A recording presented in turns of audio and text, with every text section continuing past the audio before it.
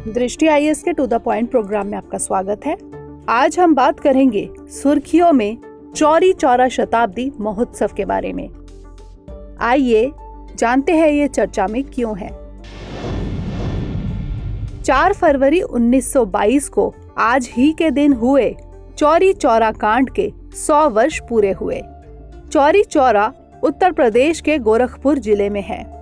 इस अवसर पर प्रधानमंत्री ने वीडियो कॉन्फ्रेंसिंग के जरिए चौरी चौरा शताब्दी महोत्सव का उद्घाटन किया।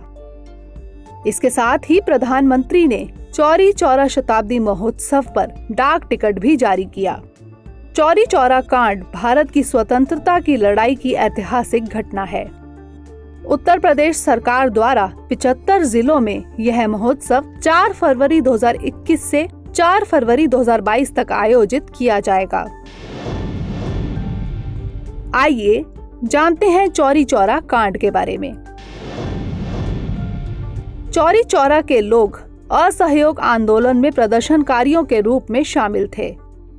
4 फरवरी 1922 को प्रदर्शनकारियों और ब्रिटिश शासन की पुलिस के बीच आपस में टकराव हो गया। पुलिस द्वारा प्रदर्शनकारियों पर फायरिंग शुरू कर दी गई। बदले में प्रदर्शनकारियों ने पुलिस पर हमला किया और पुलिस स्टेशन को आग के हवाले कर दिया। इस हमले में पुलिस स्टेशन में मौजूद सभी पुलिस वाले मारे गए। इस घटना में 3 नागरिकों और 23 पुलिसकर्मियों की मौत हो गई। इस हिंसक घटना के मद्देनजर महात्मा गांधी ने 12 फरवरी 1922 को असहयोग आंदोलन को वापस लेने की घोषणा की। आइए जानते हैं असहयोग आंदोलन की पृष्ठभूमि। 1914 के प्रथम विश्व युद्ध के कारण भारत में नई राजनीतिक और आर्थिक परिस्थितियां उत्पन्न हुई। ब्रिटिश सरकार ने रक्षा खर्चे में वृद्धि के कारण टैक्स में वृद्धि की। परिणाम स्वरूप कीमतों में वृद्धि से आम लोगों के लिए परेशानी उत्पन्न हुई। ब्रिटिश भारत के अधिकतर हिस्सों में फसल नष्ट हो गई। इसके कारण खाद्यान्न में तेजी से गिरावट आई। 1915 में महात्मा गांधी दक्षिण अफ्रीका से भारत लौटे।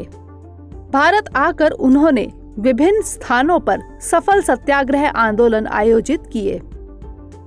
1919 में महात्मा गांधी ने 1919 के प्रस्तावित रॉलेट एक्ट के खिलाफ राष्ट्रीय स्तर पर सत्याग्रह शुरू किया।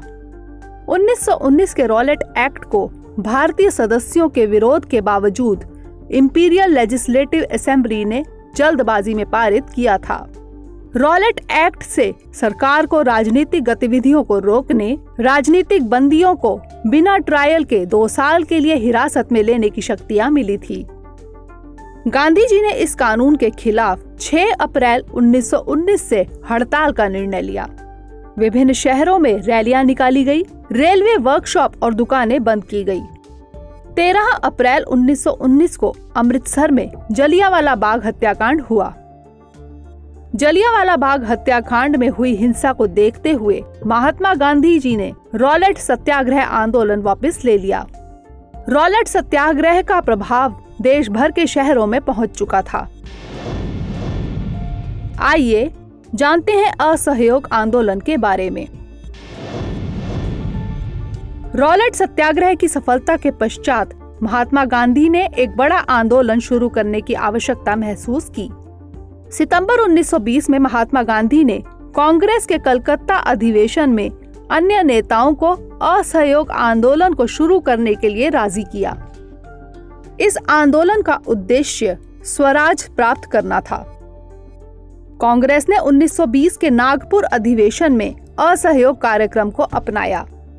जनवरी 1921 में असहयोग खिलाफत आंदोलन शुरू हुआ। आंदोलन में विदेशी सामानों का बहिष्कार किया गया और विदेशी कपड़ों को जला दिया गया। शराब दुकानों के सामने धरना प्रदर्शन किया गया। स्वदेशी कपड़ों के चलन को बढ़ावा दिया गया। राष्ट्रीय स्तर का यह असहयोग आंदोलन ग्रामीण क्षेत्रों तक पहुंचा। आंदोलन में किसानों और आदिवासियों ने भी हिस्सा लिया। फरवरी 1922 में चौरी चौरा के हिंसक कांड को देखते हुए महात्मा गांधी ने असहयोग आंदोलन वापस ले लिया। अब बारी है आज के प्रश्न की।